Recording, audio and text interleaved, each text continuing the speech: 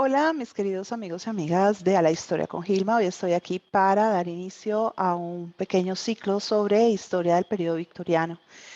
Vamos a hablar de algunas singularidades, algunas peculiaridades de esta época que coincide en su gran mayoría con el gobierno de la reina Victoria. Y vamos entonces a tomar hoy, por ejemplo, un caso muy singular, pero que nos permite ver todo un contexto, el caso de Oscar Wilde. Oscar Wilde es el gran escritor de esta época. Es un hombre que maneja todo un sinnúmero de géneros literarios. Él escribe comedia, literatura gótica, poesía, drama, tragedia, cuentos de hadas, narrativa poética, novela, cuento y ensayo. Y tiene obras tan destacadas como El retrato de Dorian Gray, La importancia de llamarse Ernesto, una mujer sin importancia, cuentos como El príncipe feliz, El gigante egoísta, El enano de la infanta. Es decir, es un hombre que escribe con una gran agilidad, una gran facilidad y que tiene a un mismo tiempo una amplia dosis de sensibilidad, de ternura, de profundidad y por otro lado de sarcasmo, de ironía, de humor negro. Entonces, leer a Wilde es toda una aventura maravillosa, es una lectura totalmente recomendable. Bien, Oscar Wilde había nacido el 16 de octubre de 1854 y era abiertamente homosexual. Pero este abiertamente homosexual es en términos de su fuero íntimo, porque en la Inglaterra victoriana nadie podía ser abiertamente homosexual. La homosexualidad estaba totalmente anatemizada, estaba completamente proscrita, prohibida, censurada. Se la veía como lo peor de lo peor, la mayor inmoralidad de todas, una práctica nefasta y la tolerancia que más o menos se había dado en el siglo XVIII desaparece para esta época y la sociedad se empieza a volver hipervigilante y desconfiada. Así que Oscar se había casado con Constance Jod, con quien tenía un matrimonio bueno, como eran los matrimonios de la época. Eran matrimonios no por amor, eran matrimonios más bien por conveniencia. Cada uno mantenía sus espacios, él iba a la casa, se cambiaba, conversaba, veía al niño y se iba a buscar aventuras, a encontrarse justamente con sus amantes. Oscar era un hombre de gustos bastante caros, era muy excéntrico y era un hombre al mismo tiempo también muy pródigo, es decir, era demasiado generoso. Generalmente se sentía atraído por jovencitos de unos estratos sociales más bajos que los de él, muchos de ellos sin una preparación intelectual. Y en más de una oportunidad se había visto realmente, si no amenazado, por lo menos sí chantajeado y extorsionado por algunos de ellos. Él había aceptado estas extorsiones en buena medida pensando que era una manera de contribuir a la vida de estas personas. Todo habría ido bien quizás para Oscar y no habría tenido mayor alteración de no haberse cruzado en su camino un jovencito de otro talante. Estamos hablando de Alfred Douglas, el más conocido como Bussie, quien era el tercer hijo del marqués de Queensberry. Este jovencito que estudiaba y que iba a clases donde estaba Oscar Wilde, se vuelve, digamos, el objeto del deseo de Oscar y él rápidamente establece una relación con Bussie, lo lleva, lo trae, lo compra, lo sube, lo baja, lo mima de una manera pues exagerada. Se hace lo que Bussie quiera. Oscar desaparece como persona con un criterio autónomo y queda muy orbitando alrededor de ese pequeño amante. Pero el problema más grande es que Busy tiene un papá que no acepta un hijo como Busy, porque quiere un hijo que sea todo un varón, un hombre viril, un hombre fuerte, un hombre que como él ame el boxeo y vaya a peleas amateur. Para que usted se haga una imagen, el marqués de Kingsbury había sido quien creara las normas para el boxeo amateur. Entonces, pues Busy no era como muy su expectativa de hijo. Y cuando supo que Busy andaba con Oscar Wilde y que Oscar Wilde era un hombre que tenía ya cierta fama, el papá se alarmó. Oscar al principio lo concilió, lo encontró en el club, lo invitó a tomar el té, a cenar, El señor salió fascinado porque es que Oscar Wilde era un hombre fascinante, un hombre seductor, un hombre que hablaba, no, pues imagínense, con una agilidad intelectual única. Pero pasado el efecto inmediato, el marqués volvió por sus fueros y empezó a radicalizarse en que su hijo tenía que dejar a Oscar Wilde, tenía que dejar a Oscar Wilde, tenía que dejar a Oscar Wilde, si no le iba a quitar su pensión, si no lo iba a echar de la casa. Y Bussi usó todo esto para manipular a Oscar y para hacerle sentir que era que su padre era agresivo de más. Oscar pasó a subvencionar todos los gastos de Bussi, pero el padre no se daba por vencido y empezó a hostigar a Oscar, en tanto que llegó a amenazar, boicotear la presentación de La importancia de llamarse Ernesto, que se estaba en ese momento estrenando en Londres. Oscar lo alcanzó a anticipar y por eso no pasó a mayores. Pero el padre no se conformó con eso y llegó a dejarle una carta a Oscar Wilde en el club diciendo en el encabezado para Oscar Wilde, ostentoso sodomita. Bussi dando pedal y Oscar dejándose llevar. Empezaron a hablar de demandar al padre de Bussi por calumnia. Los amigos de Oscar que lo conocían y así lo querían, que eran sobre todo George Bernard Shaw y Frank Harris, le dijeron, por favor, deje su quieto. ¿Quiere hacer algo? Bueno, váyase a Francia y desde París, demándelo. Pero no lo demande aquí porque, como decimos nosotros vulgarmente, el que tiene rabo de paja no se acerca a la candela. Pero Oscar estaba demasiado obnubilado y Bussi no tuvo ningún reparo en decir que quienes le dijeran a Oscar que se fuera a Inglaterra no eran sus verdaderos amigos. Oscar terminó repitiendo esas mismas palabras, cosa que le pesaría mucho. Y antes de decir cómo le pesó, quiero recordarles tocar la campanita para suscribir el canal y dejarnos sus comentarios que son muy importantes para guiar todo nuestro trabajo y poder hacer algo que esté, digamos así, muy en la medida de sus deseos y de su gusto, algo que verdaderamente les satisfaga.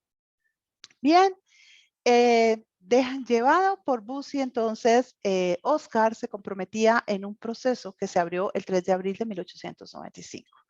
Su representante legal, Sir Edward Clarke, le preguntó, dígame, señor Wilde, ¿es cierto que usted es inocente? ¿Estas acusaciones, estas imputaciones que les está haciendo el marqués son falsas? Y Oscar le juró que eran falsas. Pero porque Oscar fue a ese juicio pensando que él iba a jugar con el fiscal, con el juez, con todo el mundo, porque él era más inteligente que todos. Así que empezó a hacer bromas, empezó a hacer chascarrillos y a jugar, ¿no? Con los dobles entendidos, cuando le dijeron que esta carta que él le había mandado a Bussi, él dijo, no, es que las personas que no saben leer sino cosas comerciales no pueden entender la literatura no se somete a esta censura. Bien, las cosas iban allí hasta el momento en que la defensa empezó a mostrar otros testigos probables y fue dejando claro que no era Bussi el primero ni el único, que habían muchos otros jóvenes que habían tenido relaciones de este tipo con Oscar Wilde. El primer juicio terminó de todas maneras, como diríamos nosotros, en tablas, en neutro, porque el papá de Bussi no podía salir culpable porque pues, era en ese momento y a los ojos de la ley de 1895 quien estaba defendiendo la moral, mientras que Oscar Wilde era a todas vistas sodomita y culpable y de acuerdo con la ley de enmienda del derecho penal de 1895 debería ser culpable. pero pues en ese juicio no lo podía hacer porque él era el que había acusado. Así que lo dejaron ir para su casa y ya después de esto, entonces el padre de Bussi pasó a tomar las riendas del proceso y a acusar a Oscar Wilde. Se abrió entonces el primer juicio penal contra Oscar el 26 de abril de 1895. En este juicio aparecieron 35 jóvenes que declaraban haber tenido relaciones con Oscar Wilde y haber recibido regalos de Oscar Wilde por estas relaciones. La defensa fue, como les decía, Edward Clare y el acusador fue Edward Carson. Carson tenía una pelea ya casada de antiguo contra Oscar Wilde. Habían sido compañeros, se detestaban. Carson consideraba que la escritura de Oscar Wilde era inmoral. Lo sindicó en el primer juicio cuando Oscar Wilde era el acusador de haber escrito esta obra de retrato de Dorian Gray, que era una obra abiertamente inmoral. Y ahora, en este juicio, llegó en un momento a preguntarle a Oscar Wilde, sin ningún rodeo, lo que generó verdadero estupor en la sala. ¿Alguna vez ha experimentado un sentimiento de adoración desmedida por una persona hermosa de sexo masculino muchos años más joven que usted?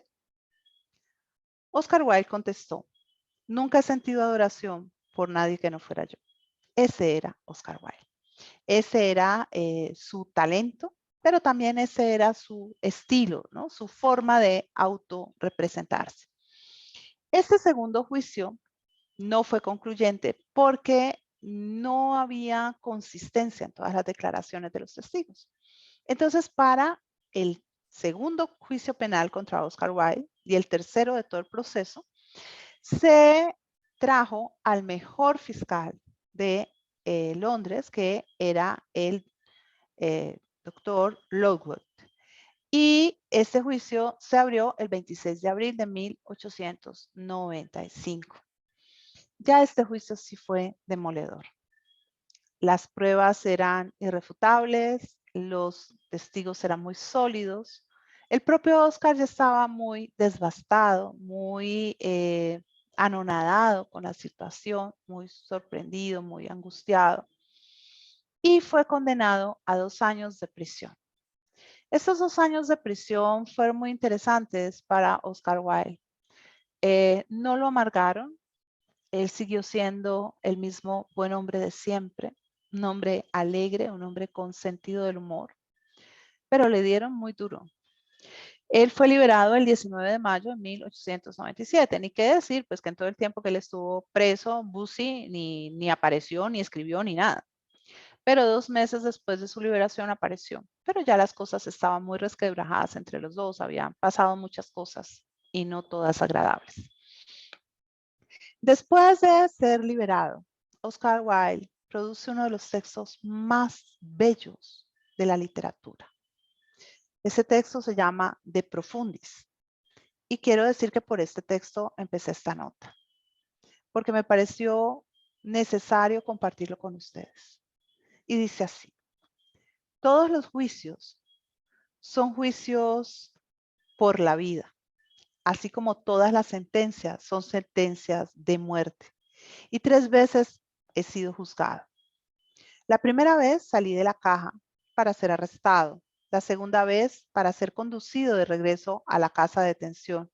Y la tercera vez para pasar 2 años en prisión. La sociedad tal como la hemos constituido no tendrá lugar para mí. No tiene nada que ofrecer. Pero la naturaleza, cuyas dulces lluvias caen sobre justos e injustos por igual, tendré hendiduras en las rocas donde me esconderé y valles secretos en cuyo silencio podré llorar sin que me molesten. Ella colgará las estrellas para que camine en la oscuridad sin tropezar y envíe el viento sobre mis huellas para que nadie me siga para hacerme daño. Ella me limpiará en muchas aguas y con hierbas amargas me sanará. Es un texto precioso que nos deja saber que la naturaleza no tiene moral, que la naturaleza no nos juzga. Nos juzga la sociedad es más o menos tolerante. Puede que nos guste o no nos guste cómo son las otras personas, su condición, su naturaleza, pero algo muy distinto es si las respetamos o no. Ojalá seamos seres naturales y aprendamos a aceptar que lo diferente no es necesariamente malo ni intimidante. Por último, he de decir que el cuerpo de Oscar Wilde descansa actualmente en París, en el cementerio de Père Lachaise. Quienes visitan la tumba de Oscar Wilde no solo le llevan flores, sino que depositan en ella besos. Bien, con esto me despido. Espero les haya gustado esta nota y nos sigan acompañando para conocer un poco más de este periodo tan interesante que es, sin lugar a dudas, el periodo victoriano. Recuerden que ustedes y yo hacemos historia.